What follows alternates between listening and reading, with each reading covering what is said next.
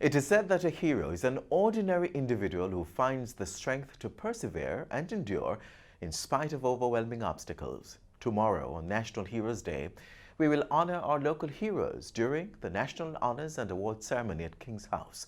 Welcome to Jamaica Magazine. I'm Adrian Atkinson. We have an interesting show lined up just for you, so stay tuned as we turn the pages of your favorite program. It's the 9th staging of the JIS Heritage Competition, and this year we're talking slavery and reparation.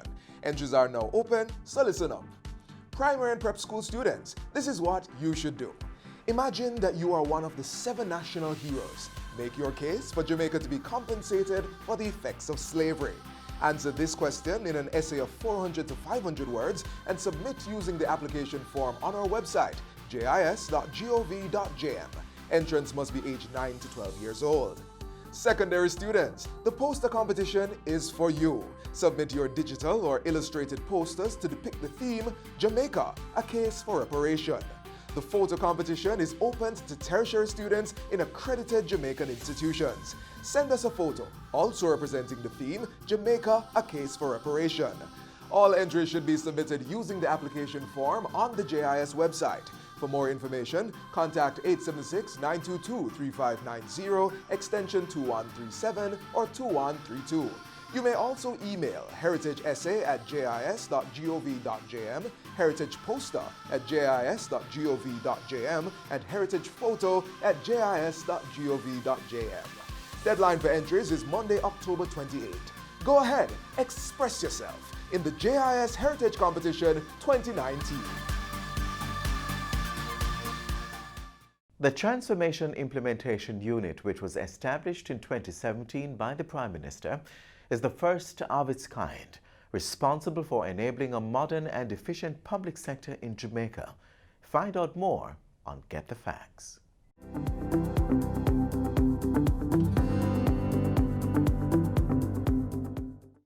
Welcome to Get the Facts, the program that provides you with information on government's policies and initiatives. I'm your host, Andrews Campbell. Now, today we're looking at the progress being made by the Transformation Implementation Unit and the way forward. And my guest is Executive Director Maria Thompson-Waters. Welcome to the program. Thank you very much. Okay. Tell us about the TIU. Why was it established and what's the purpose? The TIU was established to implement public sector transformation. It is the first of its kind in the public sector.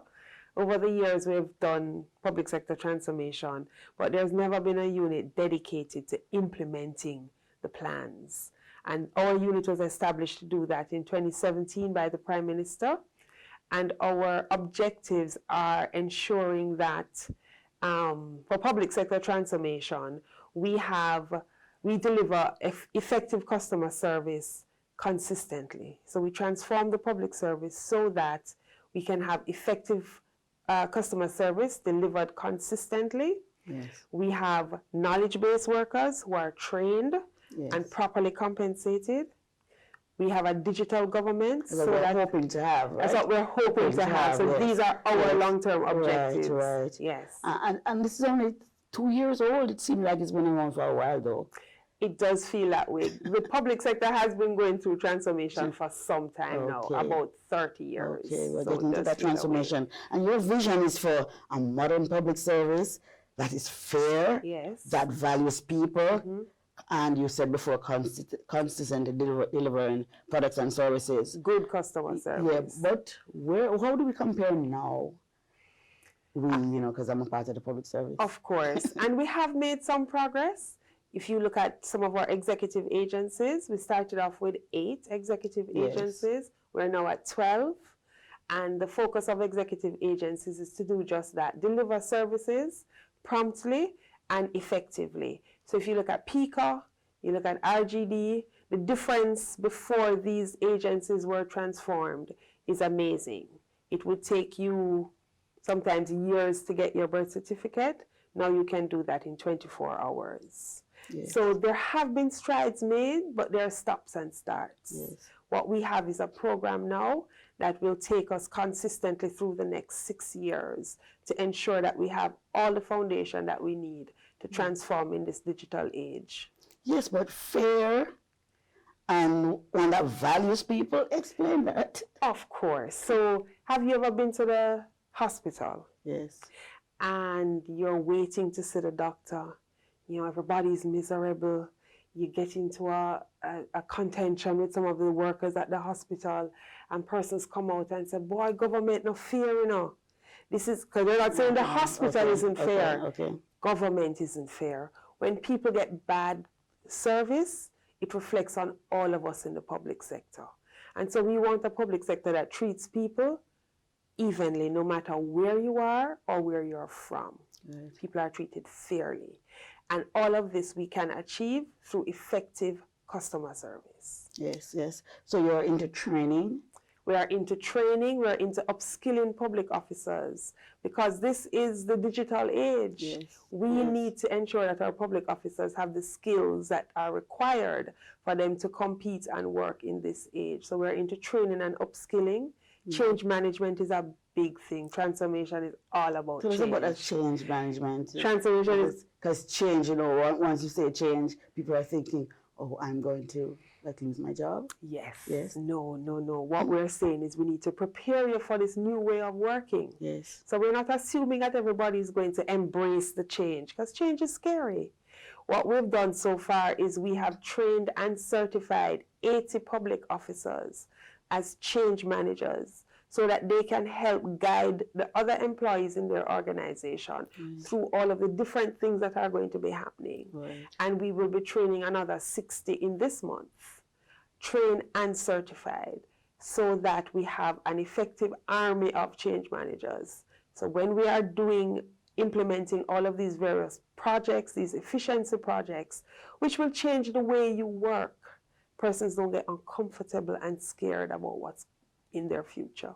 Are we saying that there is nothing right about the public sector as it is now? What is right about it? Oh no, there is a lot right about the public service. You know, one of the basic things we say in the Transformation Implementation Unit is that if you look across the world today, our public sector can compete with almost any public sector, and if our program is developed to focus on what we call the foundations of public sector transformation, enabling persons to do the very best that they can do. Nobody comes to work and say, well, I'm coming to work to do nothing today. But persons need the tools, they need the technology, and they need the right use of their skills. Yes. And so there is a lot that is good in our public service today, but we can be so much better. All right. Tell us about some of the other problems that you're trying to fix and how you're going to do it. Yeah. Okay, so efficiency. Yes. We talk about delivering good customer service. Efficiency. How efficient are we?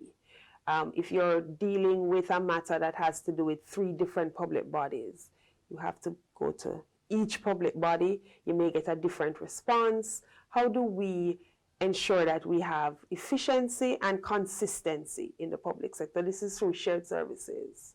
So with our shared services project, we are pulling out of ministries and departments some of the what we call back office work, finance and accounts, the administrative part of HR, procurement, internal audit, asset management, and delivering those services back into the public service in a shared environment where we will have one organization delivering across all of the public sector. Right. So what are some of the areas that you're going to be using as shared services? As shared services. Yes. So we have HR, but the administrative HR. So things like your personal letters, onboarding, recruitment, training, those things will be delivered through the shared services. Internal audit, which is where we do our annual audit reviews or biannual audit reviews, those will be done through the shared services. Procurement, can you imagine, currently you have each ministry that buys its own paper. Can you imagine one organization purchasing for everybody, the amount of bargaining power you have doing it that way? So those are some of the areas that we are looking at, IT services to be delivered through a shared environment. Okay. All right, let's take a break now. And when we come back, we continue to discuss the Transformation Implementation Unit. Please stay with us.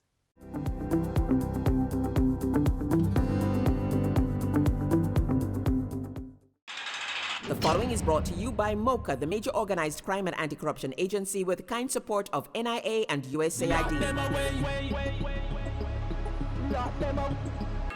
Criminal minds think they are cunning. The major organized crime and anti-corruption agency have them running. Your friend a shout, come here. Take time running, are we ready for the ops? Drive up on your block, step out now me block, cyber take away your laptop. Pull up every lock, no evidence a drop. We put it in a cuffs and now we have the under. From you say scam, you better look out fit. When you move corrupt, better look out fit. Please say you get wet, look out fit. Look out fit, look out fit. From you say scam, you better look out fit. When you move corrupt, better look out fit. Please say you get wet, look out fit. Look out fit, look out fit. The proceeding was brought to you by MOCA, the major organized crime and anti-corruption agency with the kind support of NIA and USAID. MOCA, MOCA.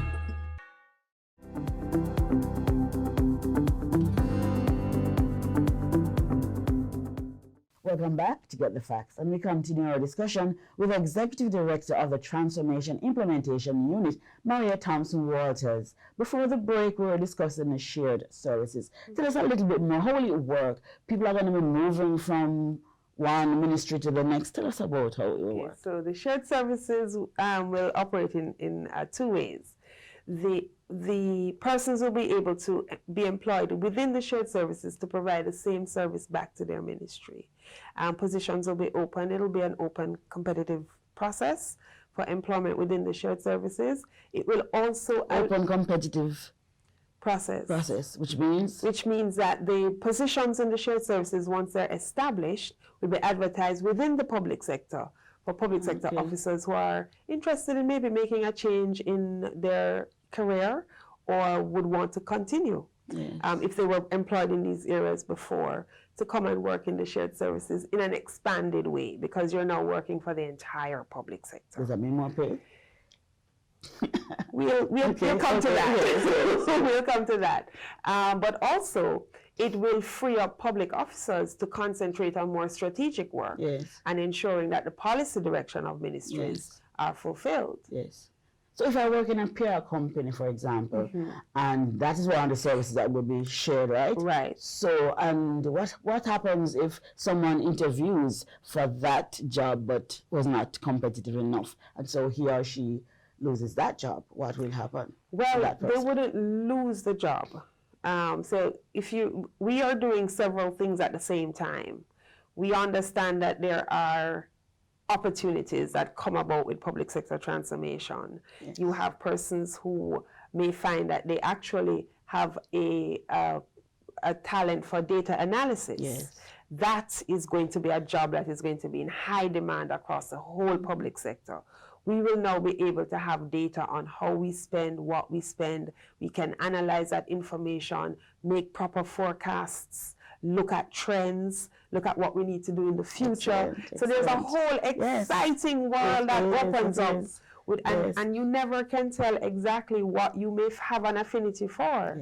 So there will be opportunities. You may be working in PR today, but you may see a data analyst job in the Ministry of Finance and realize that actually, this is really where I should be. So it's not a situation where I'm in PR, I applied for a job in PR, shared services, and I didn't get it, so I'm going to go home, right? But also there's the option for persons to decide that they actually want to do something different outside of the public sector.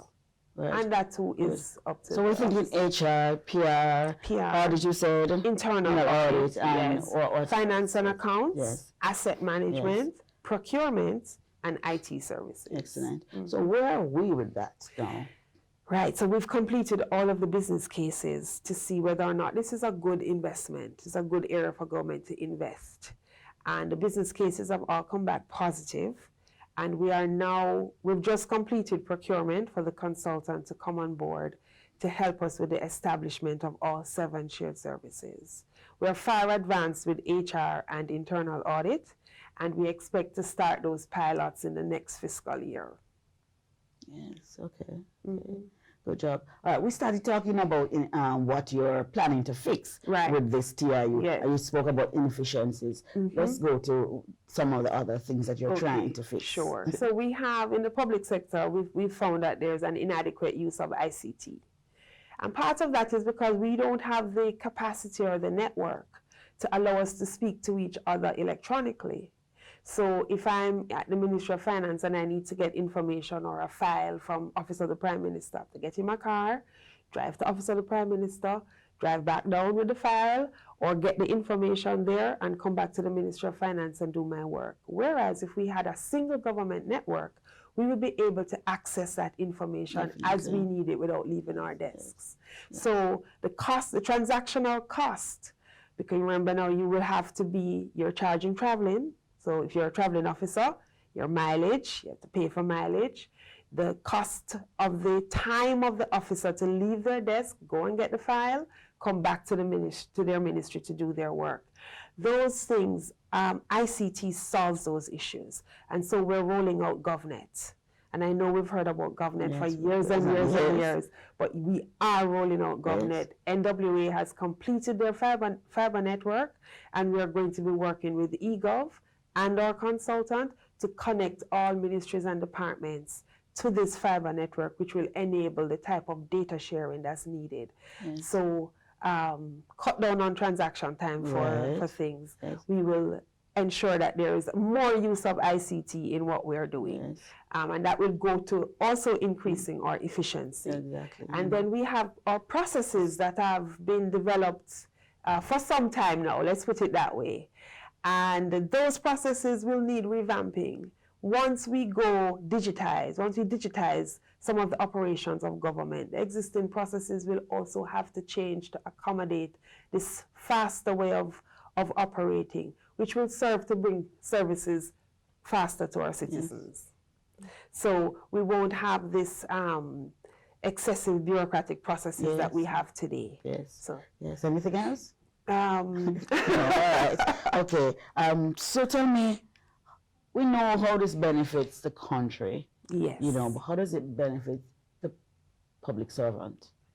Right. So public sector transformation, I believe, is of, I would venture to say, is actually of more benefit to the public officer than citizen. Primarily because it allows persons to execute their job in such a way that puts them on the same level as any other country, any first world country. That is what we are aiming for. You know, the ability to, as a public officer, and I've worked in the public service myself for quite some time, it is difficult to hear on the call-in programs and people saying, boy, you know, civil servants, they don't care, and, you know, the complaints and the complaints and the complaints. I know we don't hear the praises, but it's always hard to hear the complaints. So you can imagine the pride you have in being a public officer in an organization that is serving both your internal and your external customers. And we're sure that this is not about cutting jobs. No, this is not about cutting jobs. This is absolutely not about cutting jobs. Saying that, there will be changes. It would not be fair for me to say that there won't be changes. There absolutely will be changes. But we are putting everything in place to support people through those changes, wherever those changes may lead. Right. If you were to speak to the public sector now, what would you say to them? To the public sector, I would say to them that engage in public sector transformation. Talk about it. Don't just have a water cooler chat. Talk about public sector transformation. Ask in your staff meetings, ask your senior officers, what is happening in public sector transformation. Reach out to the TIU. We are on all areas in social media. So reach out to the TIU, but get involved in public sector transformation. Find out how you can get involved in public sector transformation. There's a lot of offering here, and we want you to take advantage of it. Okay. So we're closing on this, but where do we go next? Right, so next we focus on completing the rollout of shared services, completing the rollout of GovNet. We're looking at efficiency projects in 3 ministries, and of course, getting into the compensation management project for the public sector. Excellent. Those are our next goals. Thank you so very much for sharing with us today on Get the Facts. It was a delight. Thank you. It was great to be here. Good. So this has been Get the Facts with our guest, Maria Thompson-Walters, who is Executive Director of the Transformation Implementation Unit. Until next time, I'm your host, Anthony Campbell. Take good care.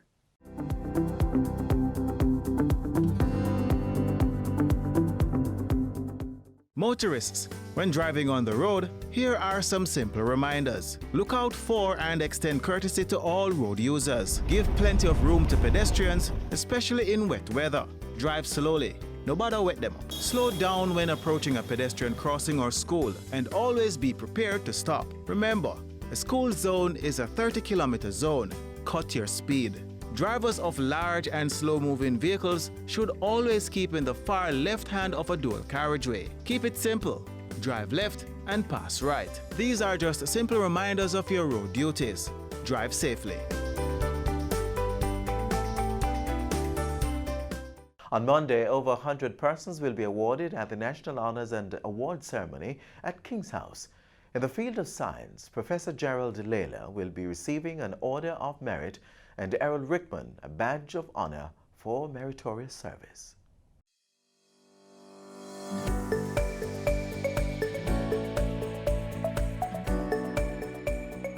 Over 140 persons will be awarded at this year's staging of Jamaica's National Honours and Awards Ceremony, being hosted on the lawns of King's House on National Heroes Day. Heading that list is Jamaican scientist Professor Gerald Layla, who will be awarded the country's third highest honor, the Order of Merit. Professor Layla is being recognized for his eminent contribution to Jamaica and the world's development through the application of science, technology, and innovation, as well as his service to the public and private sectors.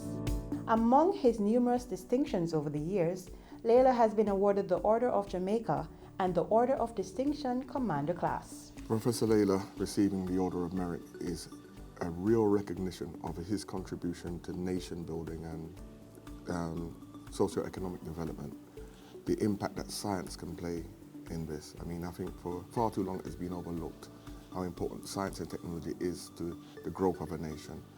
Prof. Layla, I believe, recognized this decades ago, long before it became popular. Prof saw where the application of science and technology to our common problems in Jamaica and in the region can play a huge role, and it's proven it. It's there now. The rest of the world has caught up with him. So he was so far ahead of the rest, he wasn't able to hear the applause at the time. But now we've finally caught up with him, and I think he's been duly rewarded and honored. He started off in industry, in the logwood dye industry to be precise, and patented a process to produce dye from logwood that was so incredible that the persons at the company decided to send him up to the University of the West Indies to complete a master's degree. And then from that led to his PhD at Cambridge, I believe, in the 1960s. So, and he came back to academia following that, and his career grew steadily from there, leading to him becoming the head of the chemistry department, and then up to becoming the second principal of the Mona campus. He was the founder for the international, well, it was then called the Center for Nuclear Sciences. We later became the International Center in about 1995, I believe. So he was the founder of this institution. He has done some groundbreaking work in terms of the effects that trace elements, these are metals and so on, that are in the soils, how this impacts on agriculture, on health, human and animal health. So the work he has done has been outstanding, has been recognized internationally for what he has done. So he's been an outstanding scientist in this field. Also being recognized for contribution in the field of science is Errol Anthony Rickman, Jamaica's very own astronomer. Astronomy was regarded as the first phase of science in the world. When people started looking up in the sky without anything and checking the stars. Ever since I was in school, I had an interest in the skies. And in those days, I used to go to an elementary school, and the teacher used to take us outside to, for when the sun was passing straight overhead and things like that.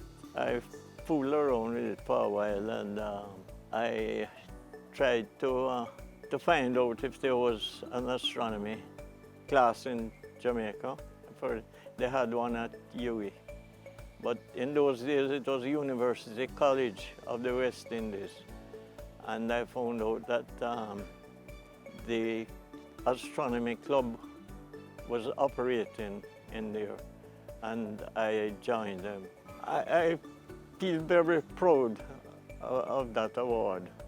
And as I said to one of my friends, the important thing is not me personally, but the club, the astronomy club. Some very illustrious people who started the club in the past, and they have never got any recognition. And I'm really proud to be able to say that I am the awardee for this thing. I have been doing the Galileoscope program, which is a very important thing to us. We give kids this kit, which they can make up a telescope. They can see exactly how the telescope works. They look for the concave lens and the convex lens and put them together and fit them in the groove, and it's finished, you know. And each set of children that come into the school, we ask them to pull it down and set it up again for them, for the other doesn't come in. So it's an ongoing thing, you know. And for the small telescope like that, it's very good. The whole system looks very, very good. Professor Gerald Laylaw and Errol Rickman have worked assiduously over the years, transforming the scientific field, creating a foundation for like-minded individuals to pursue and attain their goals.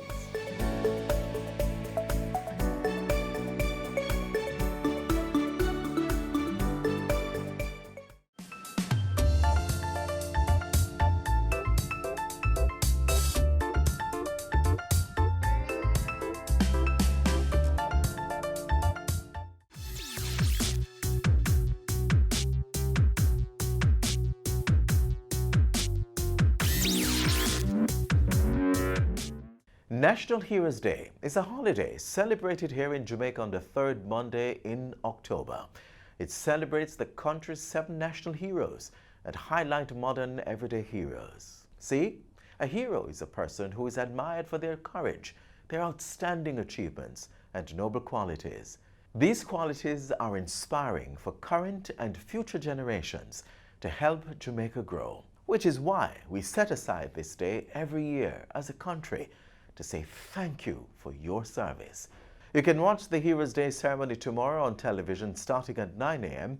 as we recognize those individuals who continue to make Jamaica the place of choice to live, work, raise families, and do business.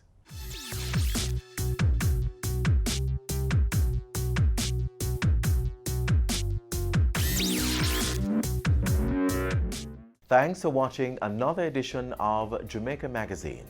Do join us again tomorrow when we'll do this all over again. Until then, send your feedback on today's show to jamaicamagazine@jis.gov.jm. You can also follow us on our social media pages, Instagram, Facebook, and of course, there's Twitter.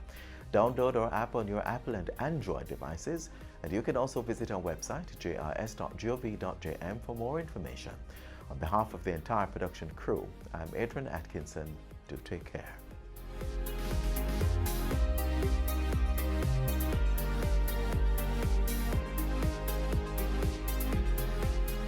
This has been a production of the Jamaica Information Service, the voice of Jamaica.